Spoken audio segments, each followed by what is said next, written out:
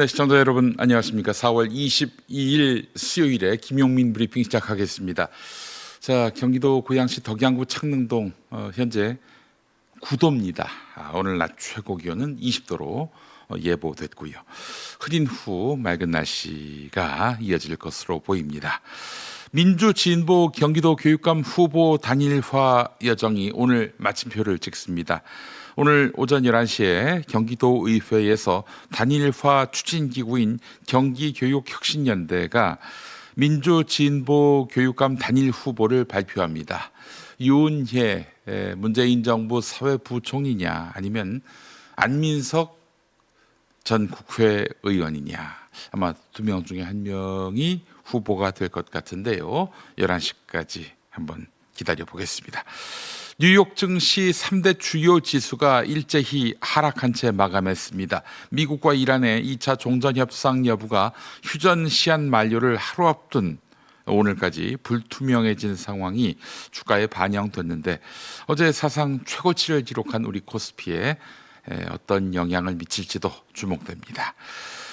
자, 오늘 김용민 브리핑은요, 민주당 울산시장 후보 김상욱 의원과 잠시 후에 만납니다. 울산시를 확 바꿀 젊은 뉴 이재명의 열정 만나실 수 있겠고요. 김상욱 의원에게 송영길 전 대표 공천 문제에 대한 견해도 여쭤볼까 합니다. 그리고 줄리 재판 4년째 받고 있는 정천수 열린공감TV 대표도 잠시 후에 만납니다. 어제 김건희가 증인으로 나올 계획이었는데 안 나왔어요. 어떤 사연이 있었는지 이따가 물어보도록 하겠습니다. 자, 그리고 오늘 정치평론가 이석현 씨와 함께하는 시간입니다. 지금 선거판이 요동치고 있습니다.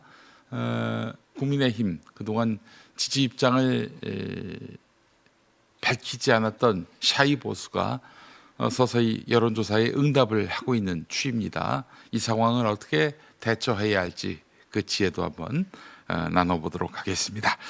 오늘 아침 신문 살펴보겠습니다. 정청래 더불어민주당 대표가 경남 통영에 있습니다. 욕지도에 고구마 농가 체험을 했는데, 지금 보이시죠? 서 있는 맨 앞에 있는 사람이 김남국 대변인입니다. 김남국 대변인이 이제 고구마를 캐는 모습을 보고 정청래 대표가 시원치 않은데 이래갖고 공천 받겠어? 라고 농담을 던졌습니다. 재보궐선거 공천 경쟁에 관심이 쏠리는 이 시점에 말이지요. 김남국 대변인은 안산갑 공천을 희망하고 있는 것으로 널리 알려져 있습니다. 이런 가운데 김용전 민주연구원 부원장이 김남국 전 의원이 또 전략 공천을 받으면 특혜라고 주장했는데, 이에 대해서 정청래 대표는 노 코멘트라고 말을 아꼈습니다. 이광재, 송영길 전직 인사들에게는 어느 정도 긍정적인 언급을 하는데, 김용 부원장에 대해서는 신중한 태도를 보이고 있단 말이죠. 당내 미묘한 온도차가 드러났다, 이런 해석이 나온다고 조선일보가 전했습니다. 다음 소식입니다. 더불어민주당이 6.3 지방선거와 함께 치러질 국회의원 재보궐선거 공천에 착수하면서 정청래 대표의 리더십이 시험대에 올랐다는 소식입니다. 최대 14곳에서 치러지는 이번 선거는 단순 후보 선정이 아니라 차기 당권 경쟁의 분수령으로 평가됩니다. 하남갑 전략공천 후보로 거론된 이광재 전 강원지사는 신중한 입장을 밝혔고, 송영길 전 대표의 출마지 역시 안개 속인데, 정청래 대표가 잠재적 경쟁자인 송영길 전 대표를 배제할 경우 친명계의 반발이 예상됩니다.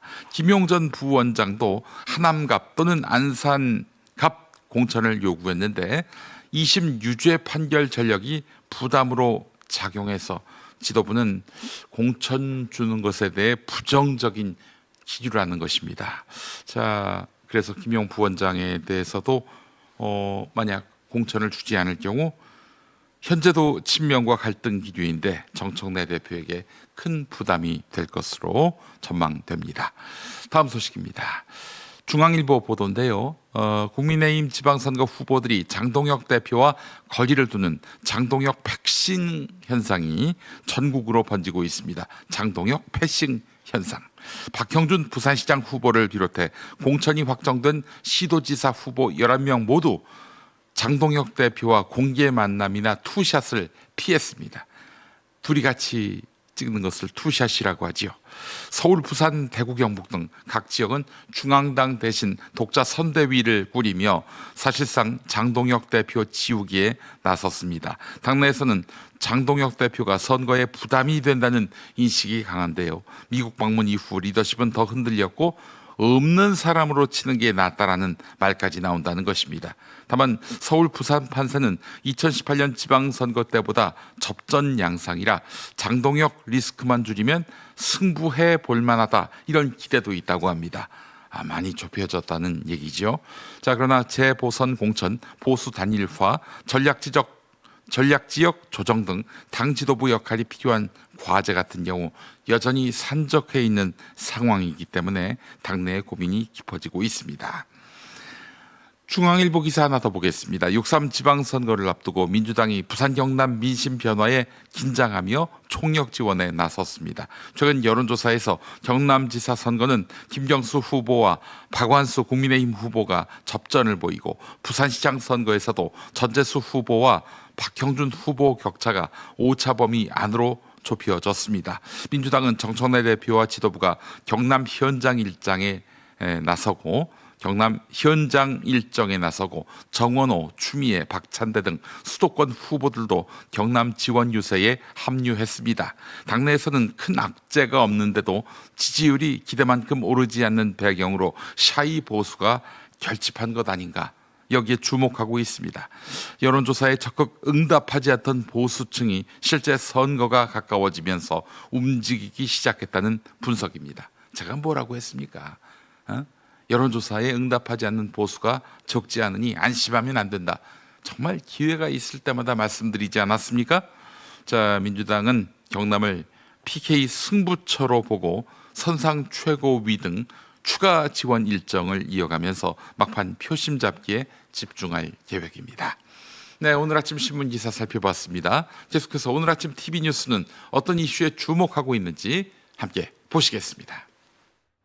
6,300을 넘어서며 출발한 코스피는 장중 오름세를 꾸준히 이어갔습니다. 종가는 6,388.47, 하루 만에 169포인트 상승했습니다. 중동 사태 이전에 기록한 장중 최고치와 종가 기준 최고치를 갈아치운 새 기록입니다. 코스피는 3월 이후 전쟁의 공포 속에 빠르게 추락해 한때 5,000선 가까이 떨어졌습니다.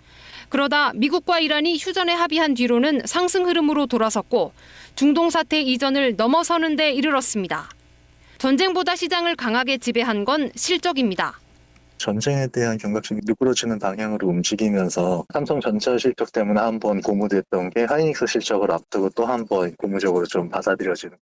삼성전자가 2.1% 올랐고 실적 발표를 앞둔 SK하이닉스는 5% 가까이 오르며 120만 닉스가 됐습니다.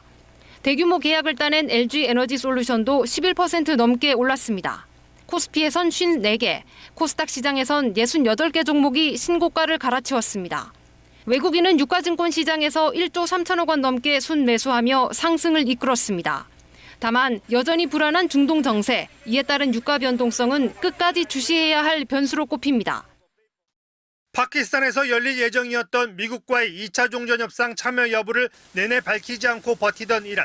외무부 대변인을 통해 미국 측이 보여주는 모순된 메시지와 일관성 없는 행보, 용납할 수 없는 조치들이 이유라고 했습니다.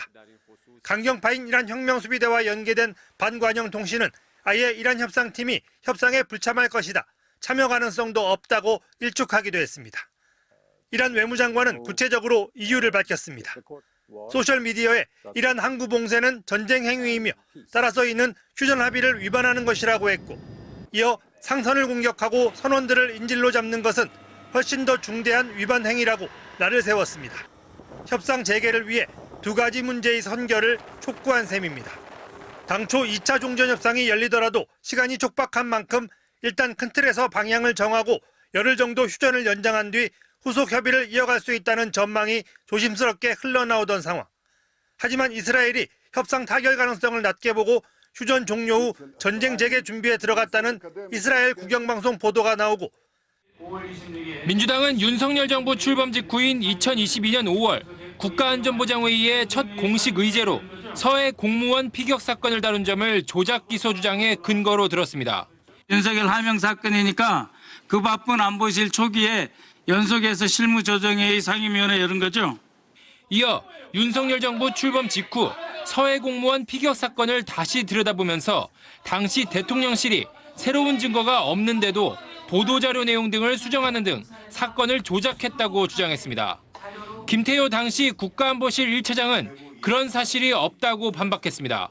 수정한 적이 없습니다. 의견이 같았습니다. 저는 맹세코 지운 적도 없고 펜을 든 적도 없습니다. 야당과 윤석열 정부 당시 관계자들은 애초 문재인 정부가 고 이대준 씨의 표류를 자진월북으로 몰고 가면서 구조와 대응에 제대로 나서지 않았다며 무책임했다고 질타했습니다. 증거 구성으로 볼 때 그 감사원에서는 적어도 월북이라고 단정할 수 없던 증거가 압도적이었습니다.